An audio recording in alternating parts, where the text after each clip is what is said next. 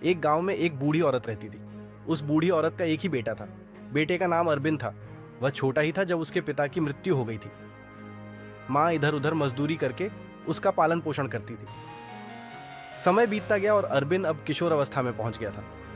एक दिन की बात है, अरबिंद खेलते नदी के किनारे पहुंच गया। वहां उसे एक चमकता हुआ पत्थर मिला। वह पत्थर उसे बहुत अच्छा लगा, इसलिए उसने वह पत्थर माँ को दिया। माँ ने तुरंत हीरे को पहचान लिया, लेकिन किसी अनहोनी की आशंका से उसे घर में रखने की हिम्मत नहीं हुई। माँ के मन में यह डर था कि यह एक अनमोल धातु है और ये बात फैलते फैलते राजा के कानों तक पहुंच जाएगी और राजा चोरी की सजा देंगे। इसलिए उसने कहा कि उस पत्थर को जहां से लाए हो वहीं फेंक दो। अरबिंद को वो पत्थर बहुत प्रिय था, फिर भी माँ के कहने के कारण वह उस पत्थर को फेंकने के लिए चल पड़ा। जाते जाते वह एक दुकानदार से मिला। दुकानदार ने अरबिंद के हाथ में वो, ए बाप, तेरे हाथ में क्या है? अरबिंद ने कहा, ये तो एक पत्थर है जो मुझे नदी के किनारे मिला था। माँ ने इसे घर में रखने को मना कर दिया, इसलिए मैं इसे फेंकने जा रहा हूँ। लालची दुकानदार ने कहा, ए बाबू, वह पत्थर मुझे दे दो, मैं तुम्हें यह पूरी दुकान दे दूंगा। अरबिंद ने भी तुरंत यह बात मान ली और हीरा देकर दुकान ली। अरबिंद ने सारी बात अपनी माँ को सुनाई। माँ ने उसका माथा पीट लिया। पता नहीं आगे क्या होगा, ये सोचकर बूढ़ी माँ कांपने लगी।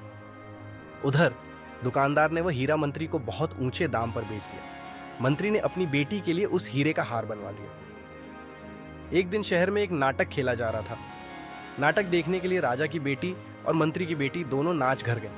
नाटक आनंद पूर्वक समाप्त भी हो गया। तब मंत्री की बेटी के गले में वह सुंदर हार देखकर राजा की बेटी जल भुन गई। सब लोग घर लौट आए। राजकुमारी को आज उदास देखकर राजा ने पूछा, हे ना, आज मेरी बेटी को क्या हो गया? तेरा मुख उदास क्यों दिख रहा है?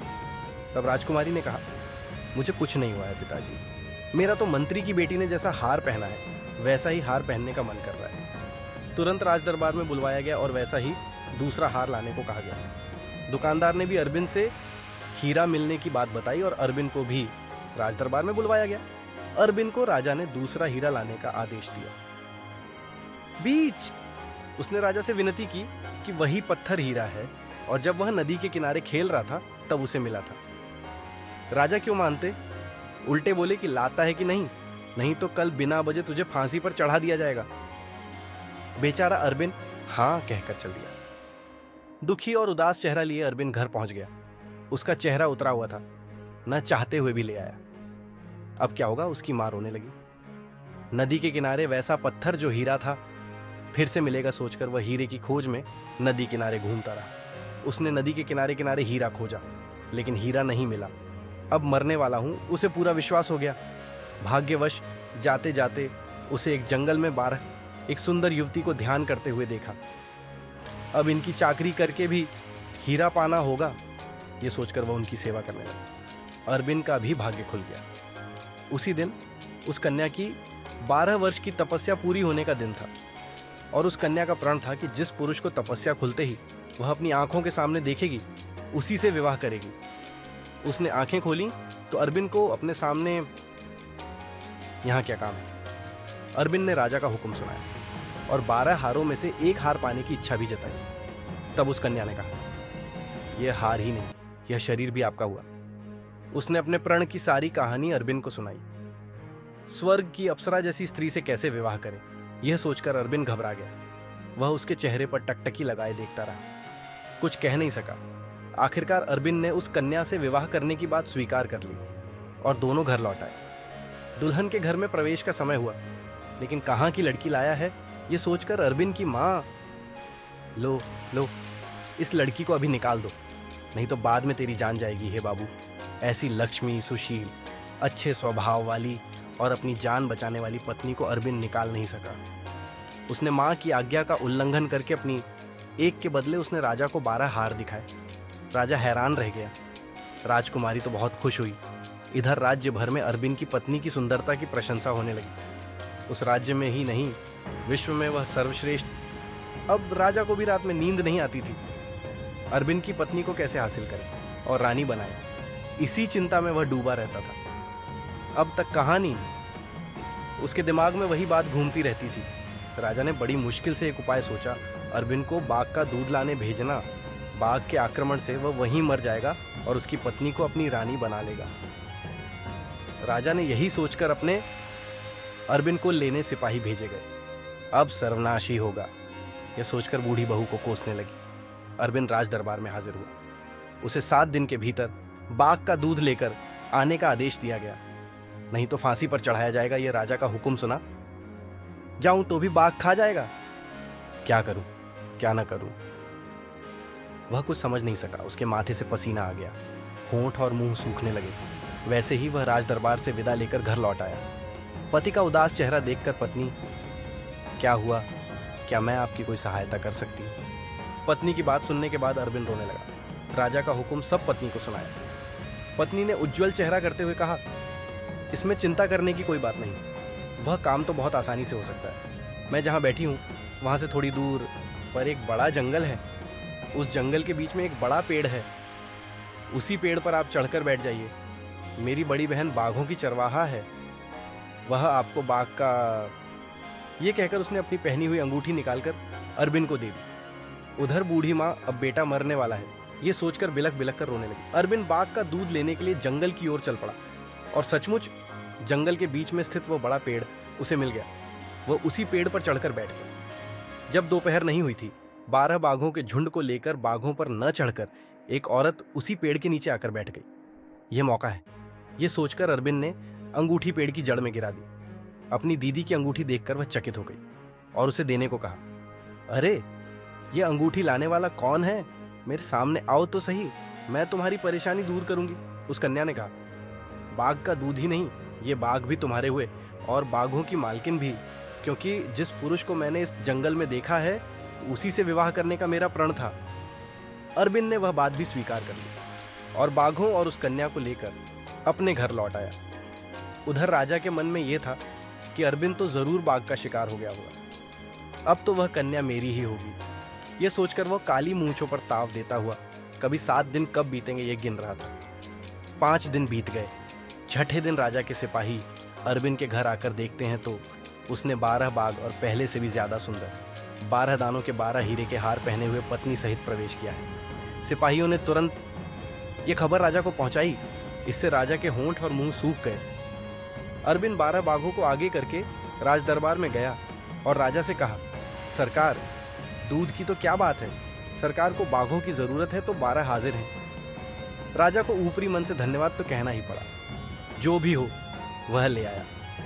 उसका बल पुरुषार्थ देखकर दरबार के सभी लोग हैरान रह गए। अब तो अरबिन को, राजा सोचने लगा, उसने अब अरबिन को हाथी के दांत लाने भेजने का विचार किया। अरबिन को फिर दरबार में हाजिर करवाया गया और 7 दिन के भीतर जिंदा हाथी के दांत अपने हाथ से तोड़कर लाने का, नहीं तो प्राण दंड होगा, ये हुक्म दिया। बेचारे अरबिन का तो कलेजा ही कांप गया। उदास चेहरा लिए वह घर लौट आया।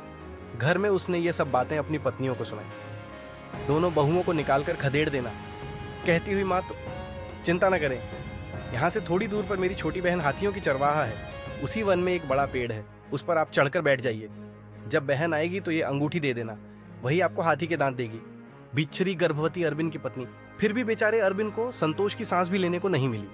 वह हाथी के दांत लेने के लिए जंगल की ओर चल पड़ा। जाते जाते बताए हुए जंगल के पेड़ पर पहुंचकर अरबिन बैठ गया। एक क्षण बाद एक कन्या 12 हाथियों को आगे पीछे लिए हाथी पर चढ़कर वहां आई। वह पेड़ के नीचे क्या पहुंची थी कि अरबिन ने अंगूठी गिरा दी। अंगूठी देखते ही वह कन्या प्रसन्न हो उठी और कहने लगी, कौन है आप?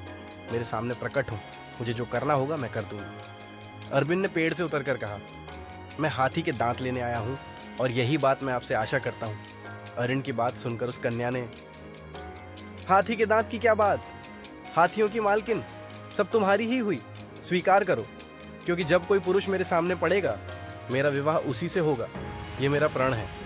अरबिन ने वो प्रस्ताव भी स्वीकार कर लिया। गले में 24 दानों के हीरे के 24 हार पहने हुए परम सुंदरी से विवाह करके अरबिन घर लौट आया। छठा दिन बीत चुका था। अरबिन अब तो जरूर जाल में फंसा होगा, यह सोचकर राजा खुश थे। कब 7 दिन बीतेंगे और दोनों परियों को रानी बनाऊंगा।